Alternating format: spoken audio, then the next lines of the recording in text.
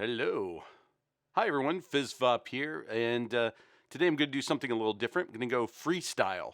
I know I'm going to be in big trouble with this because I don't have any experience doing this. So we'll see how it goes. I'll try and edit out all the ums and coughs and sneezes and stuff.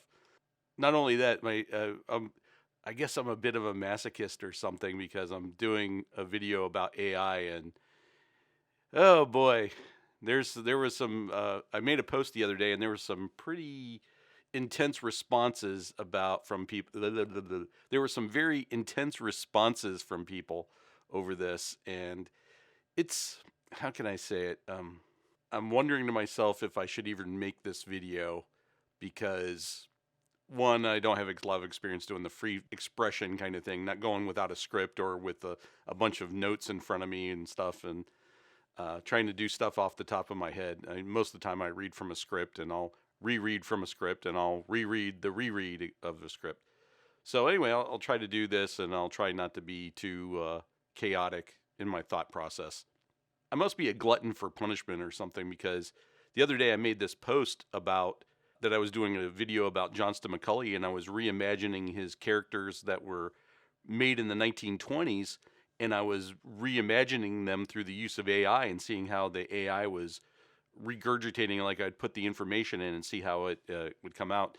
And I've been using a AI program called Leonardo, and it's actually there's actually a free version of it online. You can play around with it and stuff. It's pretty cool. Some people think it's cool. A lot of people, when I made the post, there were some intense responses from it, and not all of them were good or positive. In fact, most of the ones were, I think, sort of on the negative side.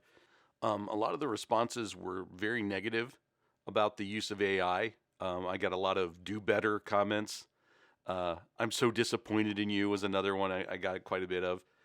I got a couple of pretty much people saying F you also.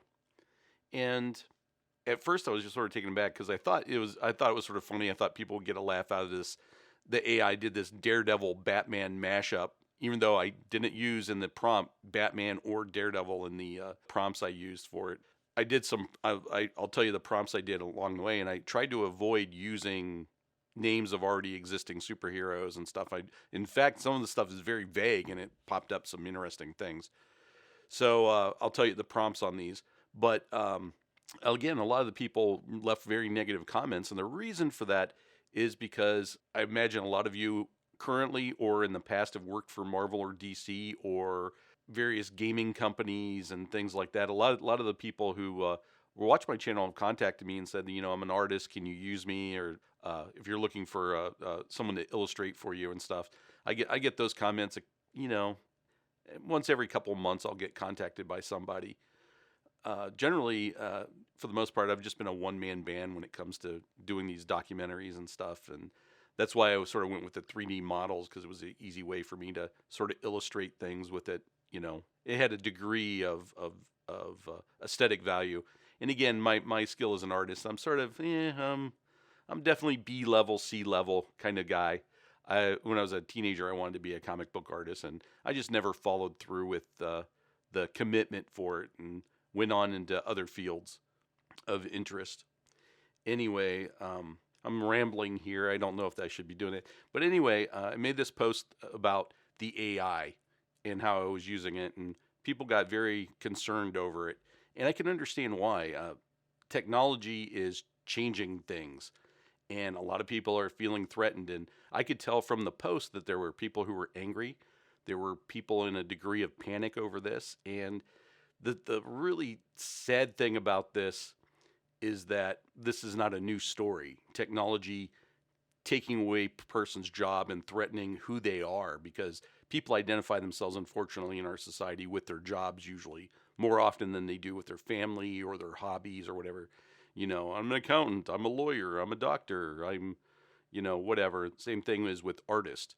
And again, with artists too, it's a huge part of their ego, because especially if they're working at Marvel or DC, because they've become that 1% of people who break in. A lot of people are trying to break in at Marvel and DC.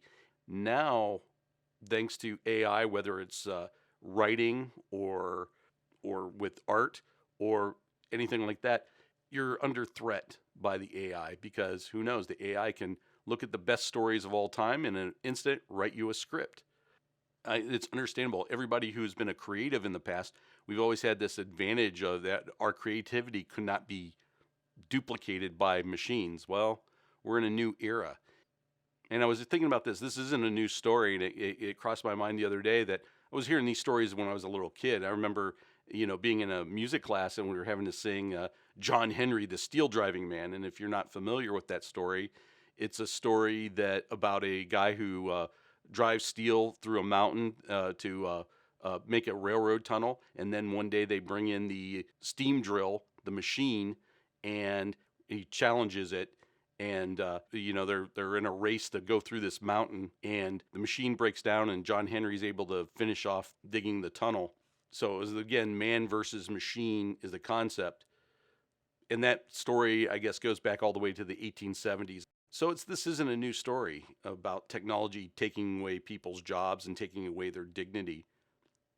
But one of the lessons of that song that doesn't really get said is that at the end of the song, John Henry wins the battle against the steam drill, but he dies of a heart attack.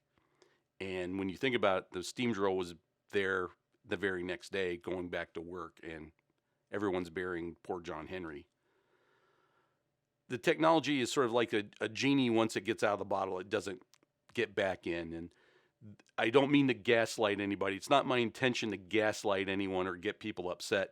But what I think is we need to have an honest conversation about AI technology and how it's being used, where to use it, what are some of the legalities of it. And again, my channel's always been about the past, where I talk about these old pulp heroes and comic books from the 40s and 50s and obscure superheroes and stuff like that. But maybe now is a perfect opportunity to talk about the present and the future of the comic book industry and the use of AI, because it's going to have an impact. And I know a lot of people are going to be angry and a lot of people are going to be upset, and I'm going to get people threatening to unsubscribe and all that kind of stuff. But the thing I want to do for all my friends who are in the art community and stuff is that I want you to prepare you for the future. I don't want you to see you get bushwhacked when the apple cart gets turned over. I've put so many different analogies there. The apple cart is going to get turned over, basically. And if you're prepared for it, you won't suffer from it, is what I'm trying to get to with this, I guess. And there you just heard me take a big gulp of breath there. I'm not used to this. I'm used to practicing what I'm going to say, and then I say it. I'm not used to trying to bring it off the cuff like this. But I don't want to see anybody out there just destroyed. And this is what's going to happen. There's going to be people out there in the industry who are making comics and graphic novels and stuff, and they're just going to get destroyed over what's about to happen. And again, the technology is new. It's on the cutting edge. Honestly, it's not quite there yet. And as we go along and I show you stuff, we'll talk about that. Hopefully, you'll use this video as a way it'll prepare you. I'm hoping this video will give you the heads up and prepare you for what's about to happen. And by the way, if you're a fellow YouTuber or someone in the comic book press and they want to use clips from this or use some of the images I do, feel free to use them. The only thing I ask is that maybe you promote my channel in the process. Maybe leave a link to the video in your comments section or something like that. That would be much appreciated. I got a feeling I'm going to get some kickback from this, and it's not going to be good for me to do it, but I think we need to have this adult, honest conversation. I don't want anyone gaslit in the process or whatever, but again, I feel we need to have this conversation. Now I'm just rambling, so I'm going to stop and we're going to move on into this. So basically what I'm going to do here is I'm going to tell you a little bit about the video I was making and in the process of making, and now I'm scrapping the video. I want to come up with a better idea now.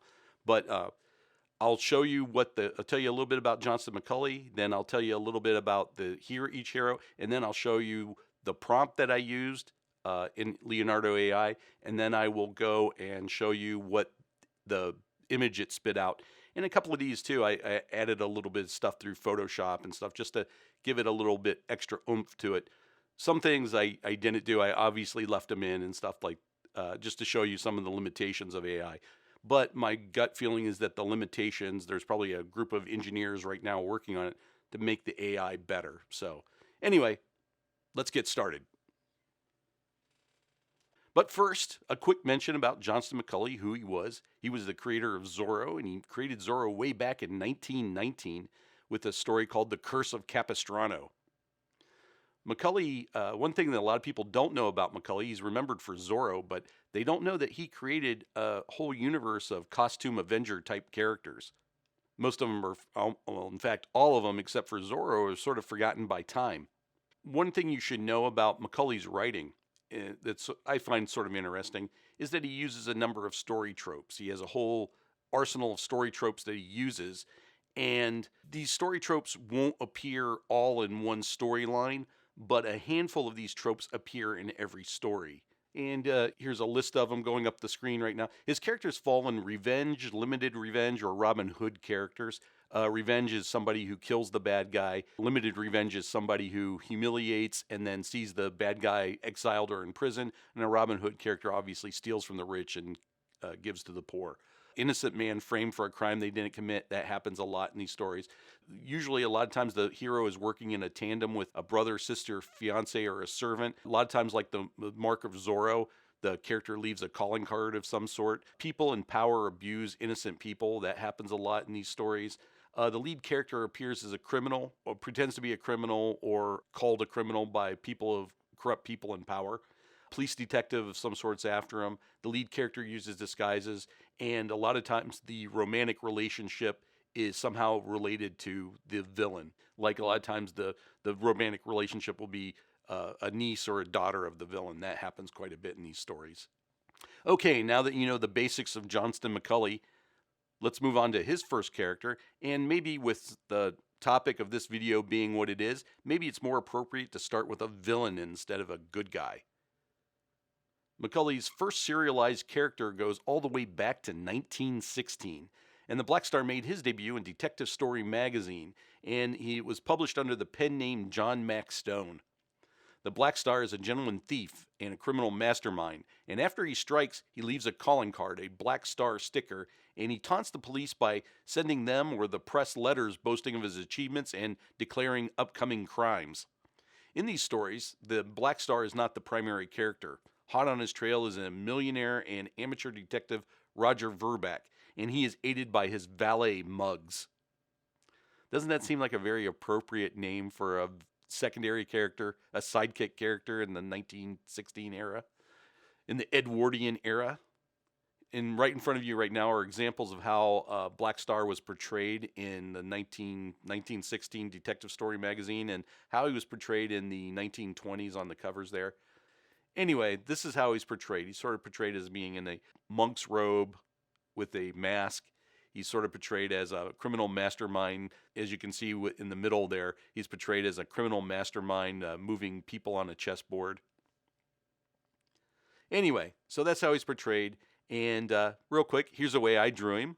Yeah, my mediocre C-level drawing. Okay. And before we go to see what the AI did, let's talk about the prompt. Okay, the prompt I used was an Edwardian-era gentleman thief, period. A cowl covers his face, period. In the background, comma, there is an open wall safe which is lit by a flashlight, comma, anime. Let's see what the AI came up with. And there you go. I was totally blown away when I saw this rendering. Oh, by the way, I added the word balloon there. Black Star's my name, and bagging swag is my game. I added that. I thought these things needed a little extra personality. I also wanted to see how they would look with word balloons and that kind of stuff. Because I guess I should say this. It's always been on my bucket list to do a graphic novel, and I'm sort of prospecting what I have to do that. Anyway, so I love the design for this. It was not what I was expecting. He's wearing that sort of heavy trench coat kind of look there from the time period, Edwardian era sort of coat. And the mask caught me off guard with this one. I love the mask. It sort of reminds me of something that a injured World War I veteran would wear to cover the injured face or something. I think it has a very fresh look.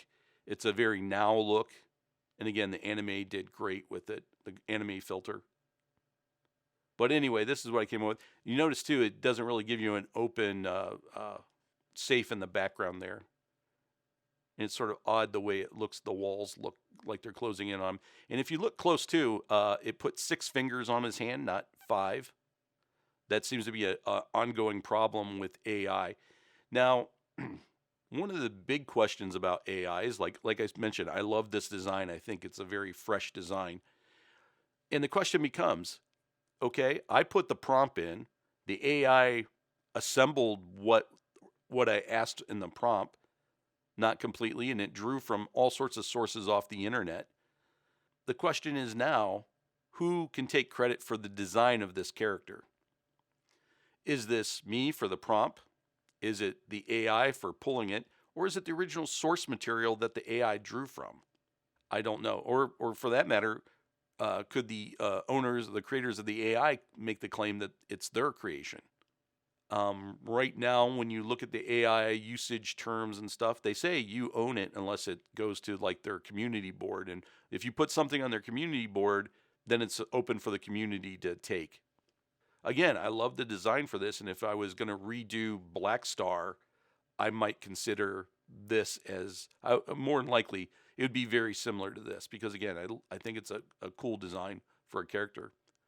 And that's going to be one of the things we see in the future. People using AI to, in a drawing sense, maybe they'll use it for design purposes to help them, give them that extra boost to make a interesting character, a visually interesting character, I should say. And the same thing can happen with writers who are using AI to come up with basically treatments for their stories and different stuff. So that could be a situation that we're going to be dealing with in the future. By the way, let's take a look at this. When I put that prompt in, these were the 5 images I got. So you can sort of see what I got there. The top images there are sort of the traditional, what I was expecting to see out of this. And then the one character with the in the bottom left there, that just looks pretty ominous, but it looks very nice. I wouldn't use this for Black Star, though. Possibly, I mean, it would definitely be a villain, but I think the charm of the character isn't there. And then the other character there, it looks like it's got a modern COVID-style mask on there. Okay, now that we're done with that, let's take a look at the next McCulley character.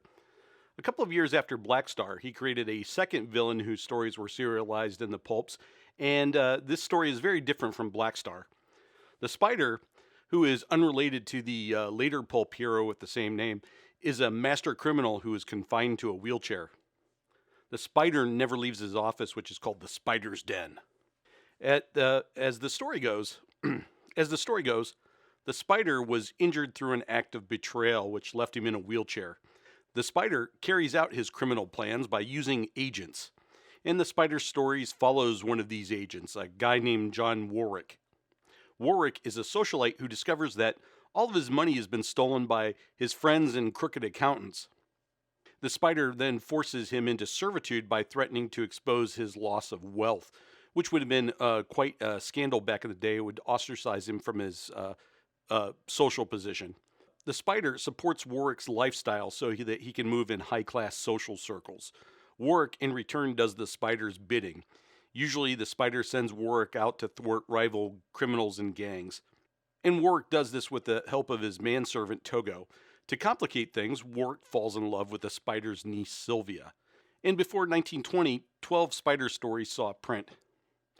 Okay, right here in front of you is what the Spider looked like in 1918. And this is what appeared on the covers of Detective Story magazine. And sort of gives you an idea of what John Warwick and Sylvia may have looked like. All right, and now let's take a look at my prompt. And as you can see, I had to do 2 separate prompts for this. I tried to merge it with both characters in one prompt, and the AI sort of refused to take it. It would give me one, but it wouldn't put both of them in at the same time. So I broke it down into 2, and then with some Photoshop magic, I went and created this panel. Edwardian era, comma, middle-aged fat man sits in a wheelchair behind a desk, comma, he is wearing vintage clothes, period, Anger in his eyes, comma. His office is large but very dark, comma. The only illumination comes from a desk lamp, comma. Draped in shadows, comma. Large windows reveal full moon, comma. Done as a classic Warner Brothers cartoon, comma. And then my second prompt is Edwardian era. A young, skinny man wearing evening clothes stands in front of a desk, comma. The office is large but very dark, comma. The only illumination comes from a desk lamp, comma. Draped in shadows, comma. Large windows reveal a full moon, comma. Done as a classic Warner Brothers cartoon, comma. And here you see it. And what I had to do was I had to Photoshop in the spider character, the large man sitting at the desk. I Photoshopped him into the other rendering. Again, this points to something there where the AI can't handle the instructions, or my instructions just weren't clear enough. I don't know. But later I tried to put in John Warwick, the characters of John Warwick and the niece Sylvia together in one to do sort of like a romantic looking thing. And this is what I came up with. Again, all the prompts were the same except for they were both being asked to render it in a classic Warner Brothers cartoon style.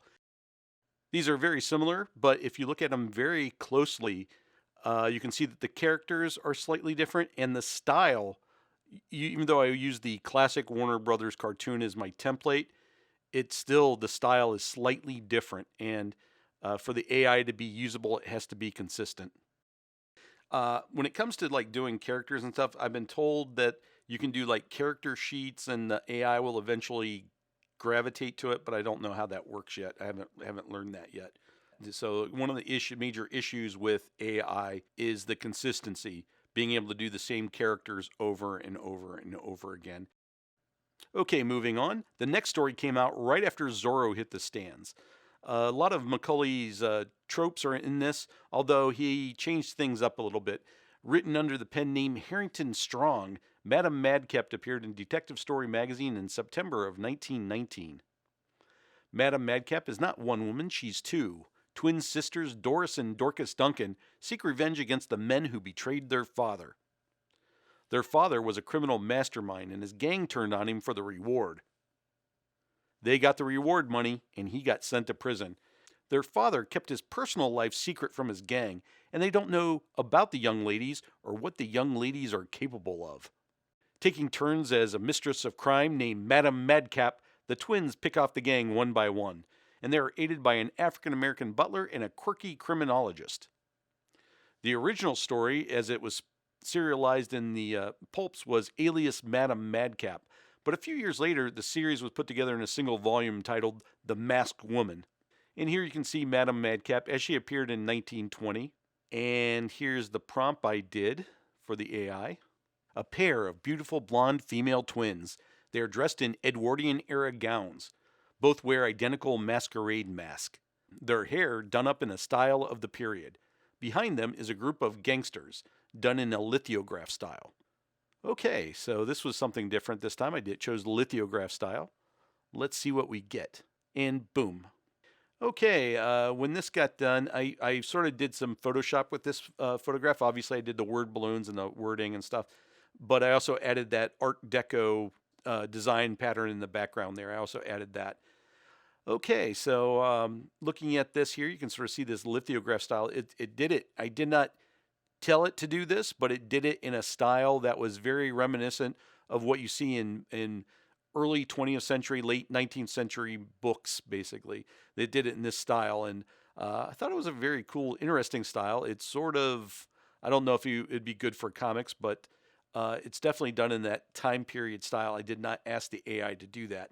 So it pulled from something, when you heard the term lithograph and Edwardian, I'm assuming that's where it pulled that from. So by the time the next hero came out in 1920, Zorro had become popular. A Zorro movie was being made in Hollywood, and this character may have been an attempt to remake Zorro in a contemporary setting. I suspect that anyway. I've never read anything. That's just me speculating.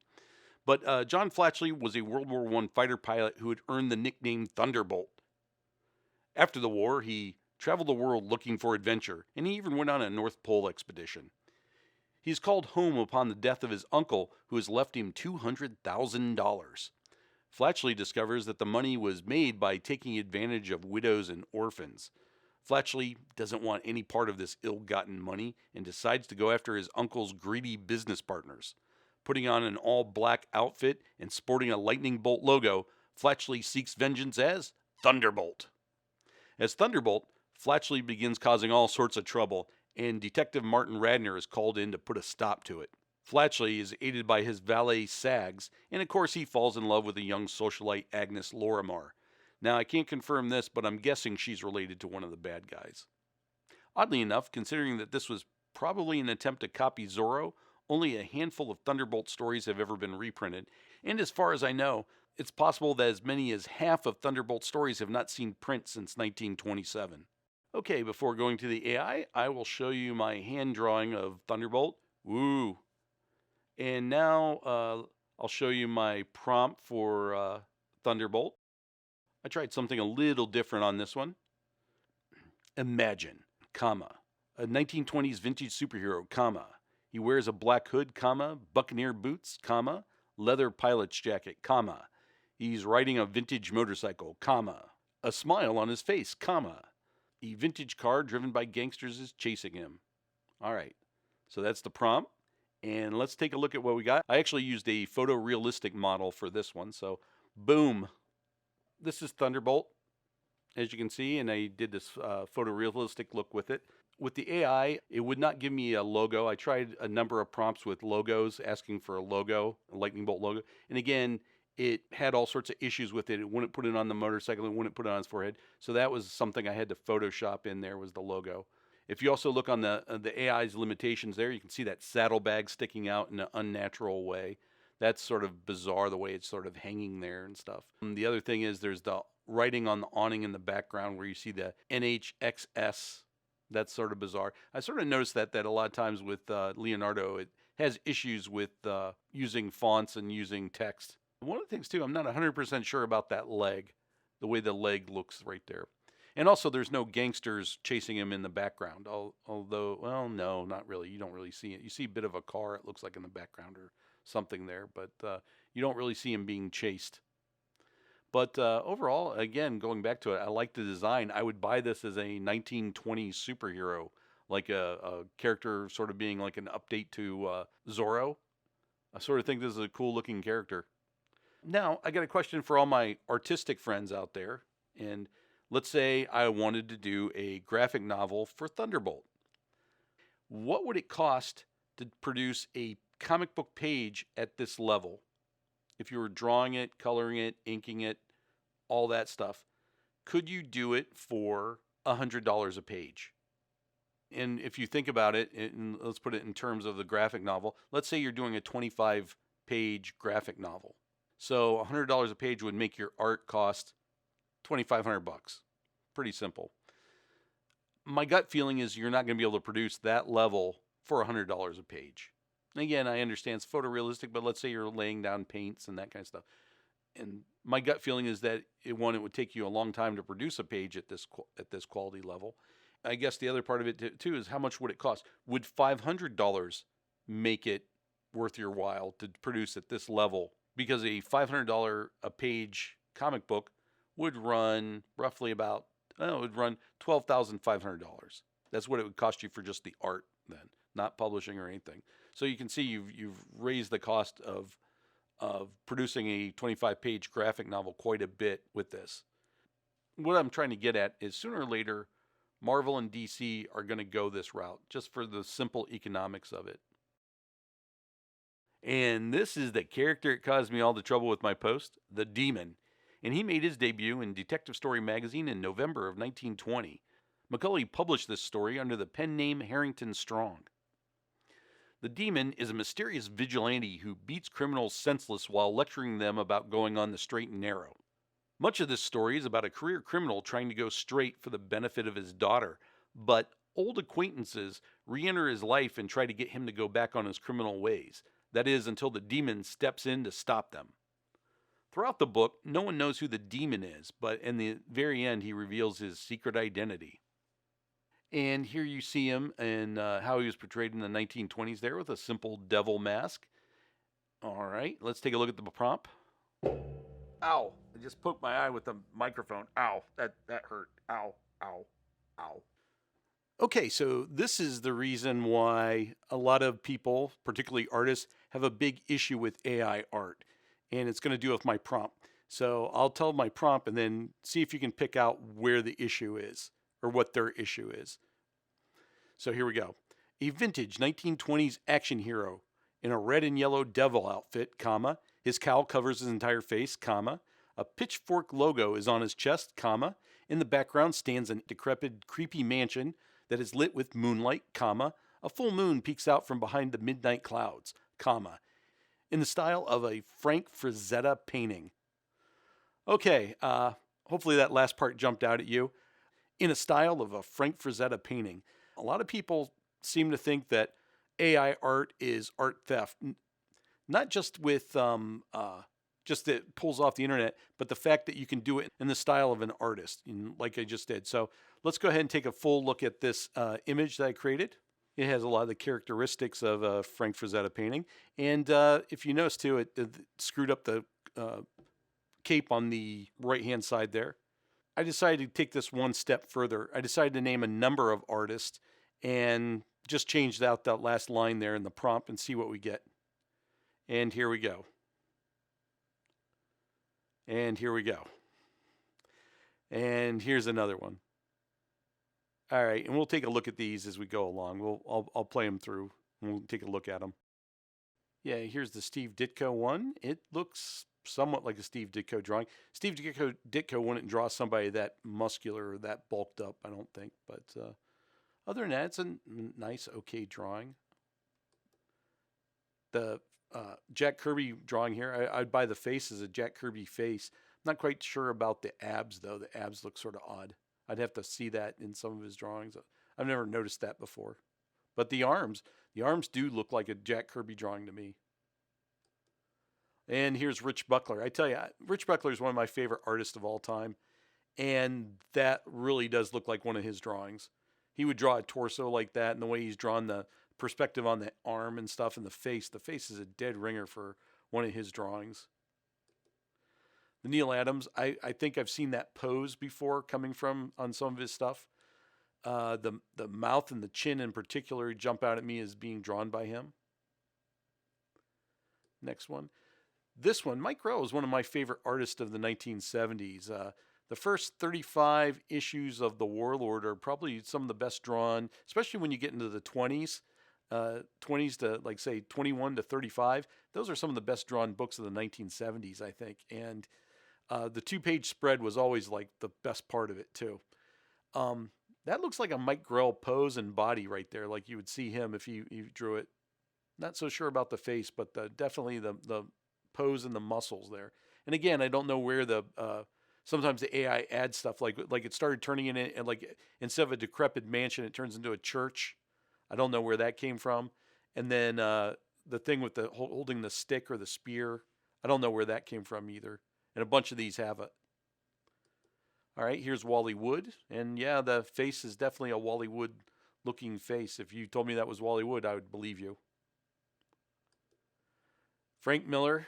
Yeah, I wonder where it was pulling the bat wings off of the background there. I think that's a cool looking helmet there with the double set of horns. All right, moving on. Howard Chaykin. I'd believe that if you showed me that and said it's a Howard Chaykin drawing, I'd be like, yeah, it's a Howard Chaykin drawing. Bob Kane, it got like the flat two-dimensionality of his like 1940 era drawings right there. Very flat. The way he does the clouds is exactly like the way he drew his backgrounds. Norman Sanders, he was a pulp magazine cover artist, and I believe he also did a bunch of stuff for Topps in the 1960s, like the Mars Attacks cards, I believe are his.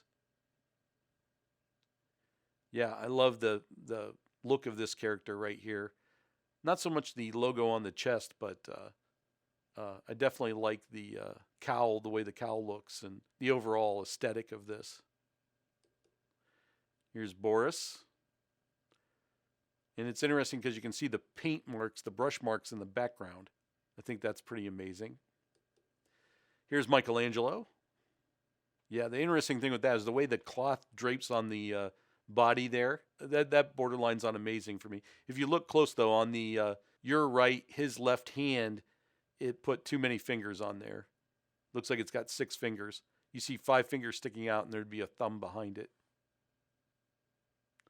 All right, what else do we got? Oh yeah, Leonardo da Vinci. This is, again, you see a lot of the paint strokes on there. But if you look at the background there, the perspective and the way the background church is drawn, that would be something like the way Leonardo da Vinci would do a background. I've looked at a lot of his drawings on perspective and stuff, and that's very much something right out of his notebooks. There's the Norman Rockwell. Norman Rockwell actually, when I look at this, I see it in the face and I see it in the background moon. Norman Rockwell did that quite a bit with his paintings, with a circle like that as a background accent.